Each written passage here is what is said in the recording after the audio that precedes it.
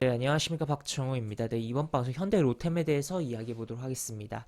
영상 하단에 좋아요 한 번씩 눌러주시고 이야기 시작해 보도록 하겠습니다. 네, 현대 로템에 대해서 좀 이야기를 해볼 텐데 일단 오늘 시가를 굉장히 높이 띄우면서 출발했어요. 그리고 반짝했다가 꼬꾸라진 하루였다라고 볼 수 있겠는데 이러한 흐름이 왜 나왔는지에 대해서 이야기를 해보고 또 추가로 이제 주식이라는 게 이제 수학 공식은 아니잖아요. 하지만 이제 일정하게 패턴들이 분명히 있고 물론 이제 시장의 흐름에 따라서 그런 패턴들의 확률은 떨어졌다 올라갔다 그런 부분들이 분명히 있지만 그래도 이러한 부분 좀 외워놓으면 좋겠다라고 하는 부분이 있어서 그 부분에 이제 설명에 어떻게 보면 예시로서 현대로템을 이야기해보겠다라고도 볼 수 있겠습니다. 그래서 하나하나 이야기를 해보면 우선 이제 먼저 이 시가가 왜 떴냐, 이 덩치 큰 놈이 왜 주가가 이렇게 떠서 시작을 했냐라고 봤을 때는 보시면 시간의 단일가 일단 현재 뭐 시간의 단일가 이렇게 움직이고 있는데 전날 시간의 단일가 종가를 보면은 이렇게 시간에서 상한가를 기록을 하면서 마감을 했다라고 볼 수 있겠고 그렇기 때문에 이제 다음날 이제 시가 형성에 영향을 주면서 시가가 떠서 출발했던 하루였다라고 볼 수 있겠으며 오늘 뭐 분봉 같은 경우 이런 식으로 흘러가는 하루였는데 그러면은 도대체 어제 시간에 달까서 왜 시가가 이제 오늘 아침 시가가 저렇게 띄울 수 있을 정도로 왜 어제 시간에 달까서 상한가를 기록을 했냐라고 봤을 때는 바로 이런 기사가 있었습니다.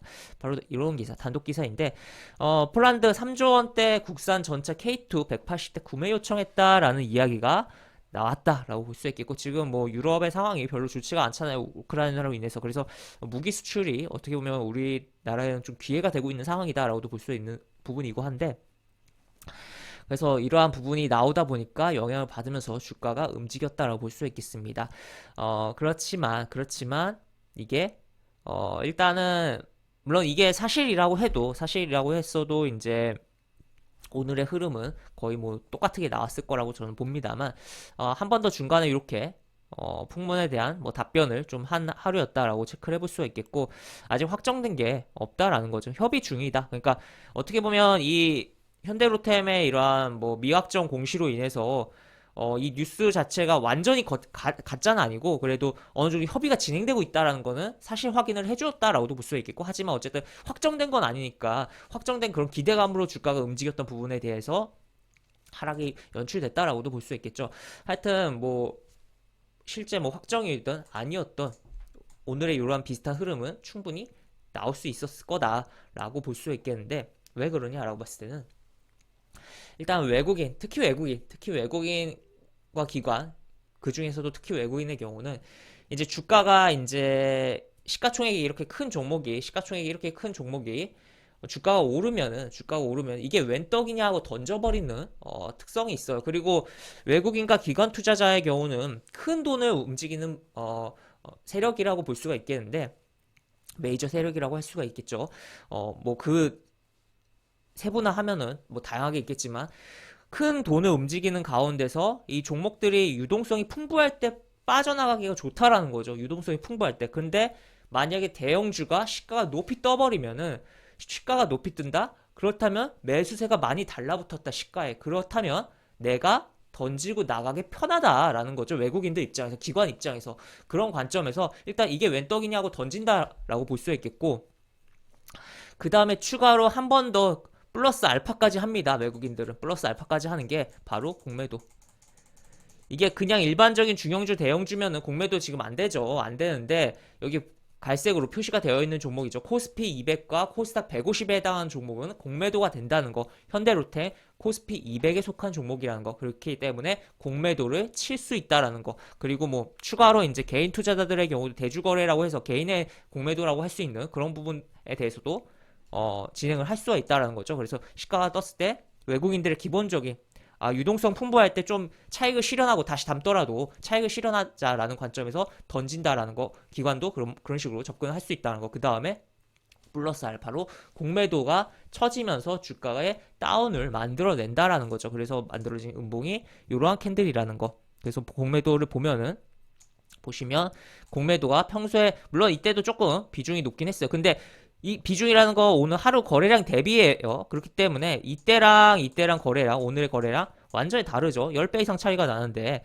완전히 같은 비중, 비슷한 비중이라고 해도 차이가 나고 공매도 거래 대금도 이런 식으로 그래서 뭐 공매도 평균 단가는 한 요 정도 되는 걸로 보이네요. 평균 단가는 하여튼 이러한 흐름이 있었다라는 거 체크를 해볼 수가 있겠고, 그리고 외국인 던져된 것도 좀 물론 이제 공매도 쳐서 이렇게 외국인들이 이렇게 잡히는 것도 있겠지만 이제 시가 뜨자마자 던져대는 물량들도 분명히 있을 겁니다. 그래서 이 순 매수 요 수량을 보지 말고 매도를 좀 체크를 해보면 이렇게 외국인 기관 이렇게, 그리고 뭐 개인들도 굉장히 많이 던지긴 했었네요. 근데 뭐 반대편으로 그걸 커버하는 다른 매수들도 개인들이 많았기 때문에 순으로 봤을 때는 외국인이 이런 식으로 기관, 그러니까 개인과 기관이 받아내는 흐름이었다라고 볼 수 있겠고, 연기금이 연속적으로 최근 들어오고 있는데, 어떻게 보면 연기금은 지금 이러한 뭐 방산 쪽에 대한 매수가 들어오는 부분도 있고, 또 추가로 지금 이게 확정된 건 아니지만 미확정이라고 해도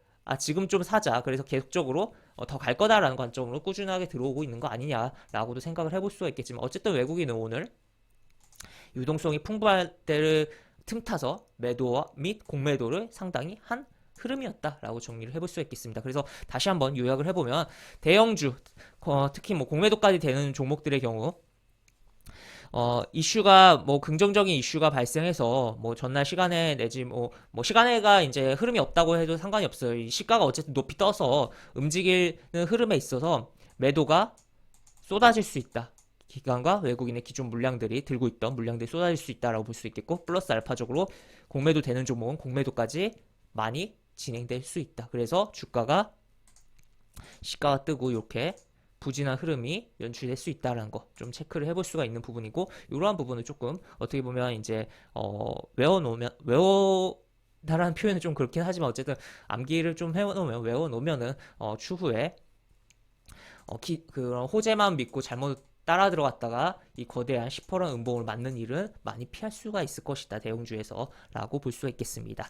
네, 이렇게 볼 수가 있겠고, 영상 하단에 보시면 설명과 댓글 부분에 동일한 링크가 들어갑니다. 이 링크 타고 들어오시면 제가 운영하는 무료 카톡방으로 입장을 할 수가 있고, 입장하시면 여러가지 장주 시황 관련 코멘트, 속보 관련된 부분, 여러가지 부분들 올려드린 부분 있으니까 이 부분 참고해 보시면 주식하시는데 많은 도움이 되지 않을까 싶습니다. 이상 박준호였습니다. 네, 감사합니다.